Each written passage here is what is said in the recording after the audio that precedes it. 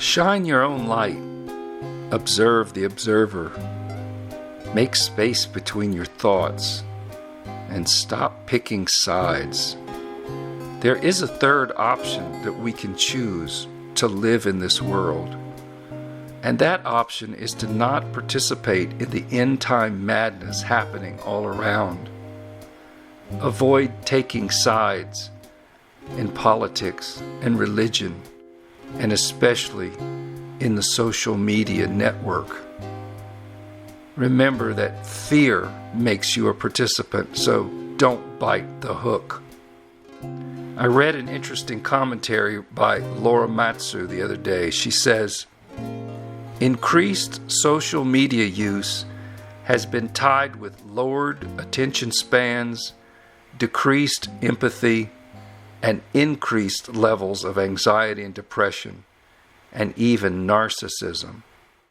This is interesting because reading novels has been tied to much of the opposite. Increased empathy can reduce depression, and doing so regularly will increase your attention span. A couple of days ago, I came to a place of acceptance that the world has become increasingly a psychological thought loop trap. I don't think it really matters what people believe or think is true anymore. The fact is, we are being inundated and bombarded daily by lies and deceptions and manipulative misinformation, especially from the mockingbird media. To push their own personal bias. To push their own personal bias and agenda to control exactly what people think. This is extremely dangerous to our democracy. Unfortunately, some members of the media use their platforms to push their own personal bias. To push their own personal bias and agenda to serve our Treasure Valley communities, the El Paso, Las Cruces communities, Eastern Iowa communities, Mid-Michigan communities. We are extremely proud of the quality, balanced journalism that CBS 4 News produces. But we are concerned about troubling, irresponsible, one-sided news stories plaguing our country. The sharing of biased and false news has become all too common on social media. More alarming, some media outlets publish these same fake stories without checking facts first. The sharing of biased and false news has become all too common on social media. More alarming, some media outlets publish these same fake stories without checking facts first. Unfortunately, some members of the media use their platforms to push their own personal bias and agenda to control exactly what people think. And this is extremely dangerous to our democracy. Dangerous to our democracy. This is extremely dangerous to our democracy. This is extremely dangerous to our democracy. This is extremely dangerous to our democracy. This is extremely dangerous to our democracy. This is extremely dangerous to our democracy. This is extremely dangerous to our democracy. This is extremely dangerous to our democracy. This is extremely dangerous to our democracy. This is extremely dangerous to our democracy. This is extremely dangerous to our democracy. This is extremely dangerous to our democracy. This is extremely dangerous to our democracy. This is extremely dangerous to our democracy. This is extremely dangerous to our democracy. This is extremely dangerous to our democracy.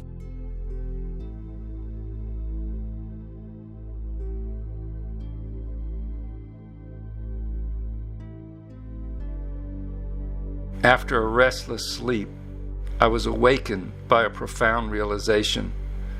Rather than choosing sides, I felt it was far wiser to choose this third option, to simply embrace observing the world rather than getting too caught up in trying to change it. This sentiment echoes clearly in the words of Lao Tzu, who wrote, "If you try to change the world, you will ruin it." So what is the third option? For me, it was to spend an entire day moving about the world as deliberately and as slowly as possible, slowing down the mental attachments and frustration, and embracing instead watching how things unfold. I decided to stop often throughout the day to simply sit still and feel the life force directly.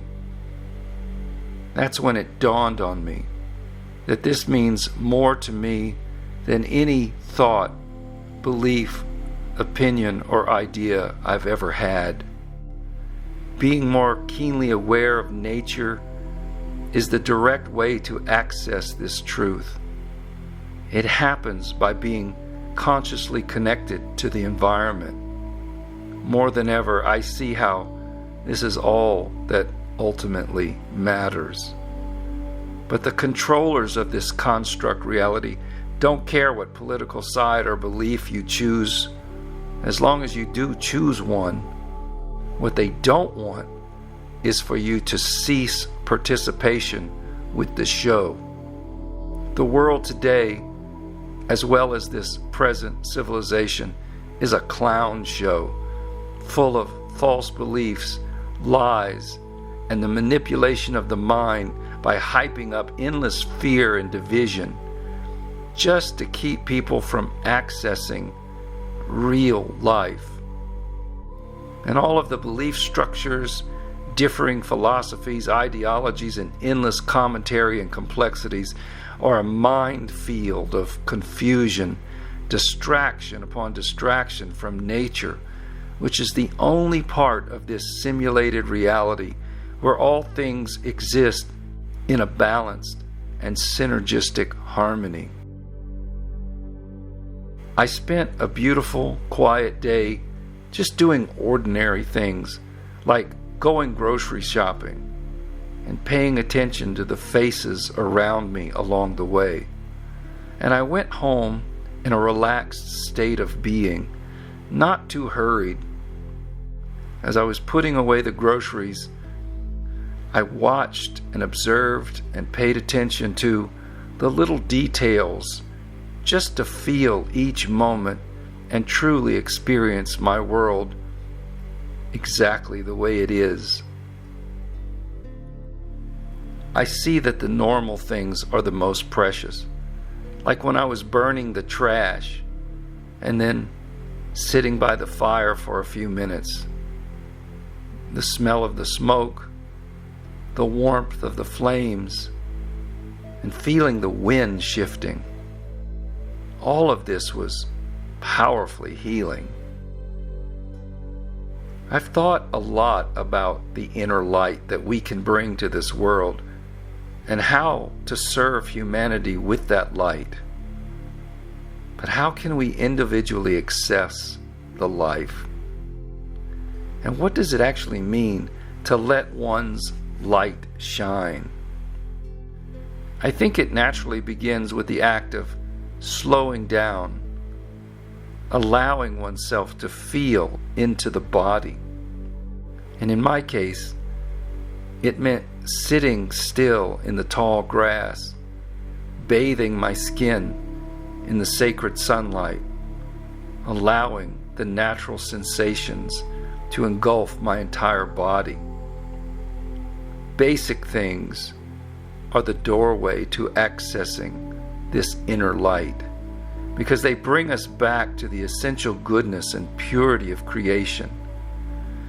And yet, how curious it is that we, as a society, seldom take the time to do that. When I'm playing my guitar, I do so to sense the vibrations and harmonic frequencies emanating from the wood and steel. For me, it's another form of the living current of life. Whenever I begin to feel overwhelmed and lose my sense of groundedness, I try to return to reading inspiring books, like one of my favorites, Cosmos, Man, and Society by Edmund Seke. It contains a wealth of practical, useful wisdom about the origins of humanity and our rightful place in the cosmos. To shine one's light is actually a threefold path, requiring creative expression, embodying the life force, and keeping one's mind and heart on the holy now moment. These, of course, are not easy to do in this world because we are so conditioned to insulate ourselves from natural life and often live disconnected from the very things we need to experience purpose and meaning. I think this is why there are so many single people in our present society and older people who are alone and isolated. Relationships simply cannot thrive as long as we remain divided politically, socially, and are individually cut off, removed from the source of life, which is abundantly available by spending time in nature. I realize that the elite programmers and social engineers need us to be against one another, to remain separate and at odds and fearful. When humanity can get along with one another, it keeps the manipulators from maintaining absolute control. Therefore, they constantly seek to promote conflict and war and hatred, racism, false accusations, and violence. It is important more than ever that we follow our own hearts and inner compasses, and to ignore the manipulative narratives of social media and mainstream media and the political talking heads. It is all a corrupt system controlled by nefarious forces hiding in the shadows. Let us be an example of freedom. The best and most efficient way of being unrestricted and sovereign is by allowing our own light to shine. This is best done by first being filled with the living current of life, that sublime and subtle energy vortex emanating from the human heart. This field needs to be nurtured and cultivated daily through proper nutrition, exercise, and most of all, a stream of loving thoughts and words. It can only be developed within ourselves through a kind of conscious communion with the angels of the earthly mother, as demonstrated by the beloved ancient Essene brotherhood. Now, I've talked about this at length before in other videos, the importance of embracing air, sun, water, earth, creative work, joy, and the spirit of the earthly mother and the heavenly Father. These are the elemental forces that sustain our physical, emotional, and mental aspects. It is the source from which we derive our life force energy and inevitably return again. Let us return to silence and center and distance, even if only for 10 or 15 minutes a day. Life force is the only reality of our beingness. It is what establishes the unity of all things and the holy living current which flows through everyone in various degrees based on our individual thoughts, actions, and words. It is the mystery of human existence. Commune with this alone, for it is the source of life. Peace be with you.